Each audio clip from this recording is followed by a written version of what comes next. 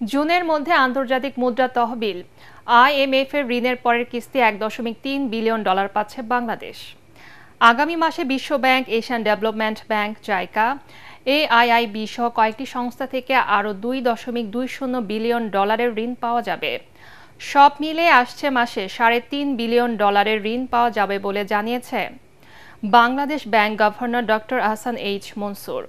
দুপুরে বাংলাদেশ ব্যাংক প্রধান কার্যালয়ে আয়োজিত সংবাদ সম্মেলনে ভার্চুয়ালি যুক্ত হয়ে তিনি এসব তথ্য জানান। গভর্নর আরও জানান, এখন থেকে ডলারের বিনিময় মূল্য বাজার ঠিক করবে। এত ডলারের বর্তমান দরের খুব বেশি ওঠানামা করবে না বলেও জানান তিনি। আইএমএফ এর থেকে 1.3 আসবে এবং বাকিগুলো আসবে ওয়ার্ল্ড ব্যাংক থেকে, এশিয়ান ডেভেলপমেন্ট ব্যাংক থেকে, এশিয়ান ইনফ্রাস্ট্রাকচার ইনভেস্টমেন্ট ব্যাংক থেকে, জাইকা থেকে। মোট আমাদের হিসাবে এটা 3.5 বিলিয়ন ডলারের মতো হয় এবং এটা জুনের মধ্যেই চলে আসার কথা।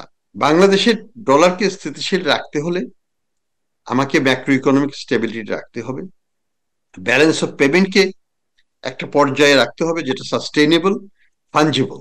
আইএমএফ কিন্তু ঘুরে ঘুরে আমাদের কাছে আসছিল, তারা কিন্তু আমাদের থেকে সরে যায় নাই, আমরা তাদেরকে কিছুদিন সরিয়ে রেখেছিলাম।